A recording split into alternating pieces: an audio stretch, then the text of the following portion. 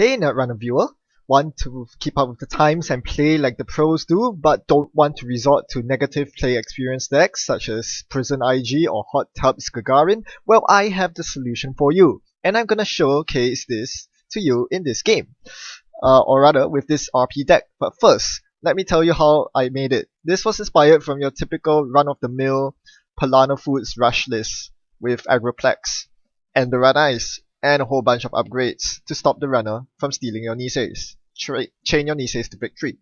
So that's all fine and dandy, but no one likes playing Agroplex. I, for one, absolutely hate it. I still think it's a bad card and shouldn't be played competitively. But what can you do? There's not much card draw in faction. And then you realize Heritage Committee is in faction, and the pros have been abusing it ever since Mumbai City Hall came out. So what can we do about this? Let's get rid of the Agroplexes and put in the Mumbai City Hall combo. We will be running Mumbai Temple and Heritage Committee as the two alliance cards we can tutor with Mumbai City Hall. So each time you use City Hall, you get to look at your top 3 cards and then decide whether you want to install a temple or to draw those 3 cards with Heritage Committee, just like the pros do. So now that we have that combo, we have to get rid of a couple of cards from this Palana shell. We don't need consistency cards like Interns and Fast Track because the Heritage Committees will draw us lots and lots of cards, more than we need. And we also don't really need the Cyberdexes.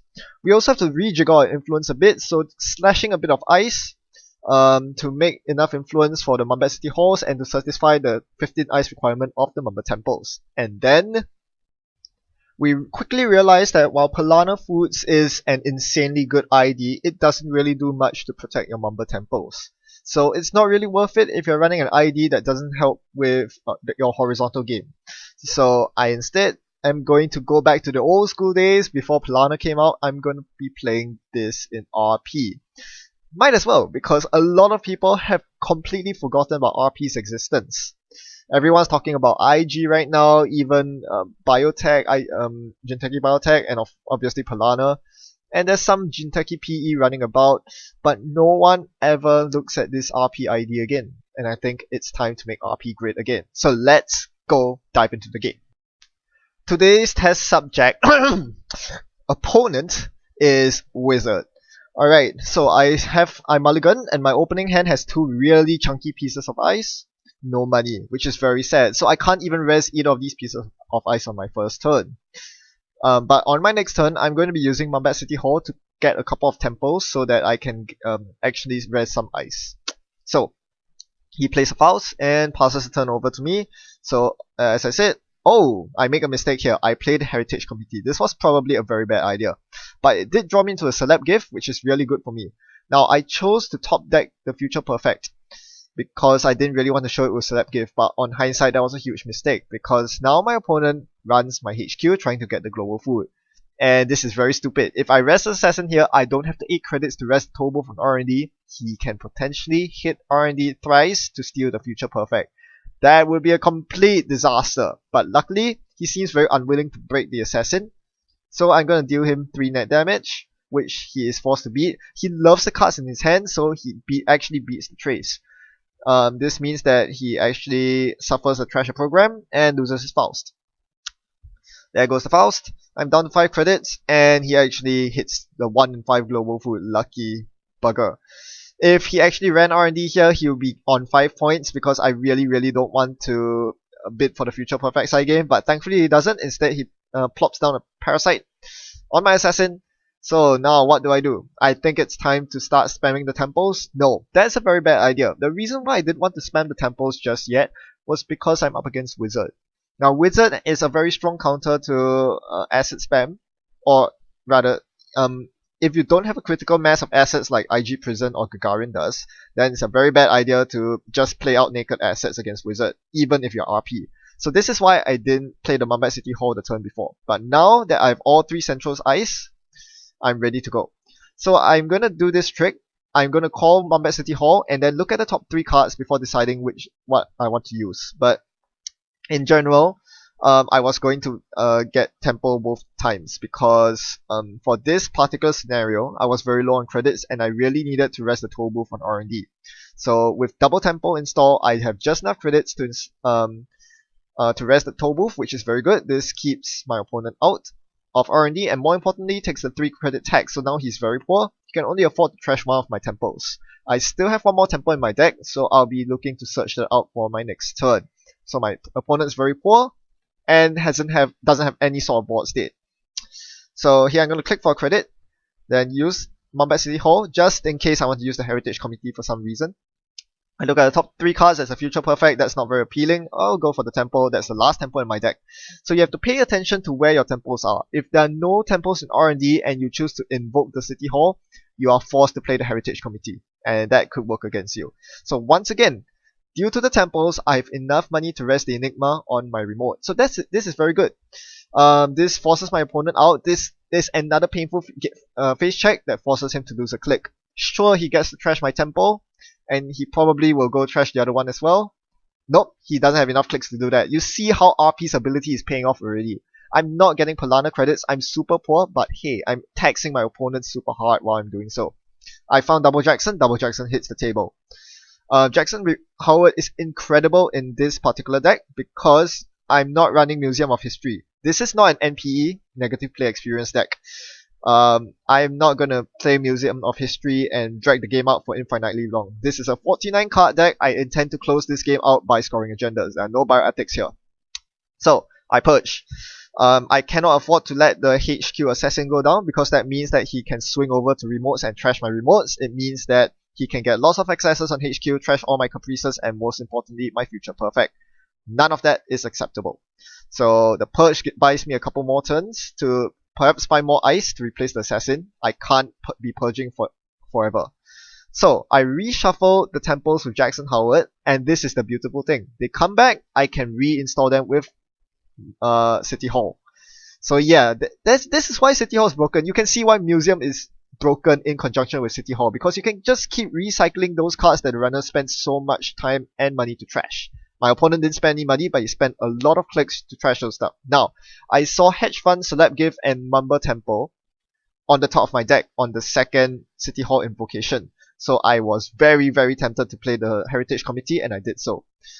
For my last click, I played the temple that I just drew and discarded a couple of cards. This allows me to play the Celeb Gift next turn and actually finally get some money. So you don't really want to be clicking for credits. With Polana, you don't find yourself clicking for credits too much because your ID gives you so much money.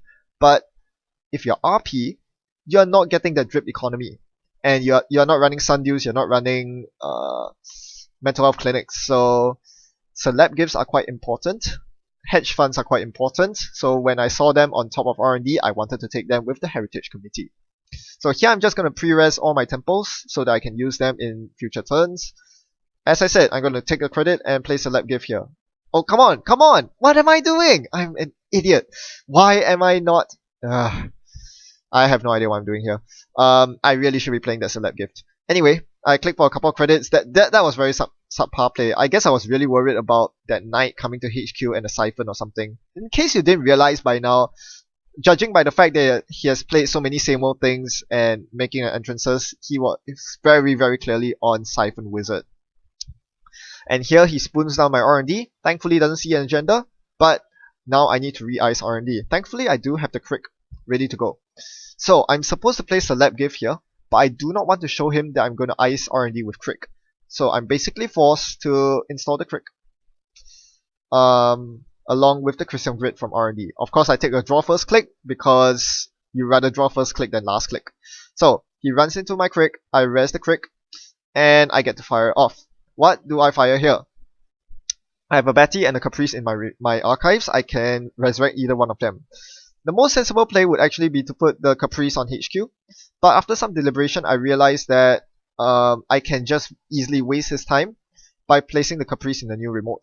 This will cost him an extra click to go check and trash again. The reason why I do this is because I need a Caprice in my remote sooner or later to score agendas, so I might as well do it now. Let's see if he ignores it. He doesn't, he trashes it, but that wastes a click from him. So this RP ability is really costing him lots and lots of clicks. It is pretty good. It was a competitive ID before Polana came over. So I'm going to spend my Mumber Temple credits now to show him the Christian on HQ, and then play my Celeb Gift, showing him an empty hand. or rather a hand with a lot of money. So now he can no longer keep my money down, and I can actually begin raising ice. The problem is I don't actually have any ice to make a scoring server out of. So the next best thing I can do is to place Christian on HQ with Caprice. So Caprice and Christian are best friends, and they get along very well with each other. So well, in fact, that my opponent doesn't even bother running HQ for the rest of the game. Even though that ice HQ is just a lowly wall of static, he can't afford to. So I'm just gonna money up here and wait for ice to eventually come. I could use Mamba City Hall to get a Heritage Committee to quickly draw through my deck, or I could use Jackson Howard, which is server 8, the face down server, to draw some cards. Let's see what happens here. I draw a Cobra. That's not the ice I want to see. I want to see an Enderun. Also, there is a Parasite on the Crick, so that is something I need to be worried about. He's constantly parasiting down my ice, so I need to replace them as soon as possible every time a Parasite hits an ice. In this case, I need something to replace the Crick, and it seems like Cobra is a pretty good choice. Not gonna overwrite the Crick. I have more than enough money to afford the 1 install cost, and all my opponent can do is credit clicker 3000. In the meantime, I'm just gonna hyper draw for more, and oh good! Enderun Ice, Enigma, that goes straight on my remote, and I'll play a hedge fund. I could place the Betty in the remote, but that's a very bad idea because my opponent will simply swing over to the remote and force me to use my Betty. We don't want that to happen. We want to only install stuff when we are sure that we're going to score that Nisei. So, another Nisei. Maybe it's time to score. Nope.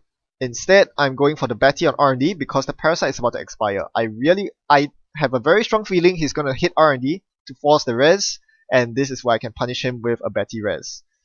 And then I place the Nisei and Betty in the new Enigma remote. Because I want to get rid of them from my hand. And sure enough, he does run to R&D. He has no programs to trash, but I deal 2 net damage. The Betty fires, I'm gonna bid 2 because I'm super rich. And I'm gonna fire another 2 net damage on him, bringing him down to 1 card in hand, and finally revealing the account siphon, along with some other key cards like the Forked in his hand. So my opponent is very crippled by now, tries to run my remote, but without any breakers, you're not getting in, son. The Enigma is gonna cost him and yet another click. So all these painful face check eyes are doing so much work for me. The Mamba Temples are keeping my credit level very high. Credit level is very high rather. And now with my next Enderun Ice in Rainbow, I can actually confidently score out this first Nisei. And once I score the first Nisei, I'm just gonna run away with the game. Because then my opponent has absolutely no reason to contest HQ anymore, given that I can just end the run between Caprice and the Nisei token. And if he doesn't force the Nisei tokens, I can simply chain out on my scoring server. So now his really only hope is to medium dig me. And yes, it is a concern that he did just parasite my Cobra. He has parasites flowing out of his butt, this wizard. But thankfully, I found the pup right on the top of R&D, and that's going straight on R&D. So with only 2 credits, this pup's going to wipe out all his money. And he accesses a Marcus Betty, which he can still trash because... Nope, he doesn't access Marcus Betty, my bad. Forgot about the game. Anyway, yeah, he cannot afford to run my pup multiple times because he's so poor, because he wasn't able to get a single account siphon off. And that's one of the weaknesses of Timmy Wong's deck. When your opponent knows what's up and has a Christian Caprice HQ, you're kind of done. So I'm just gonna slowly chain out the Niseis for victory. This is another good thing about Mamba City Hall into Heritage Committee. You can filter through your agendas, reshuffle all those agendas that you don't want to score back into R&D, while taking out the Niseis that you want to score. And it is so much better than Agroplex at filtering these Niseis out because you don't get agenda flooded in hand, right? Because you get to reshuffle the agendas back into R&D if you wish.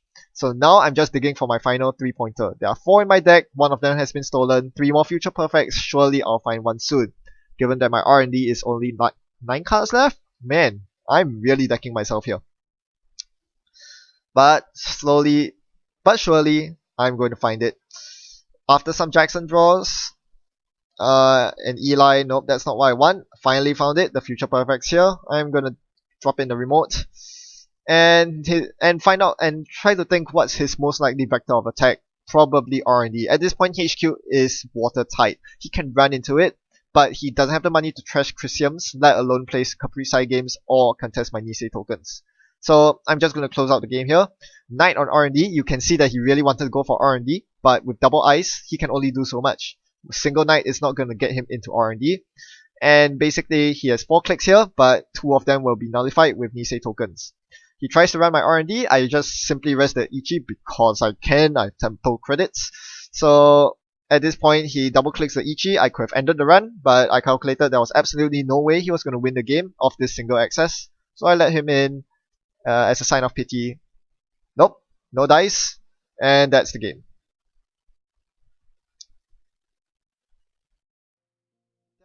Few reasons why I don't think this deck's good enough to win a tournament. And it's quite evident this game. With Heritage Committee, you actually plow through your deck really quickly. And this is a big problem because the agendas have to go somewhere. You're trying to score them, sure, but you notice that at the end of the game I only had 4 or 5 cards left in R&D. The agenda density was crazy. Had my opponent had any sort of R&D digging, like medium or R&D defenses, I probably was done. There was also too little ice, which is a big problem. I'm restricted to 15 ice because of the alliance constraint, which is a very big problem against ice destruction decks like Dumble Fork, especially Dumble Fork, because you want to ice up all 3 centrals to protect your temples against Wizard's ability. Yeah, the same token, if you're dedicating those ice, spreading them out on your centrals, that's ice that you're not spending on your scoring remote, and you really need to rush out against Wizard. So I think this is just not the best deck. However, if you want to get a feeling of how much consistency Wombat City Hall can offer you in conjunction with Heritage Committee, I think this is a very good deck to try out if you're not willing to lower yourself to the level of playing IG Prison. Go give it a try. I won't guarantee that you'll win your games, but perhaps you get a feel of how it is like to be like a pro playing decks that have very consistent components in them. This is one of the things that attracts a lot of top level players to play so-called boring decks like IG, and through playing this I can kind of understand that. And if this deck is still not your cup of tea, well hey, at least I reminded you that RP is actually an ID that exists in the game. Isn't that interesting? Well, thanks for watching and happy night running. See you around.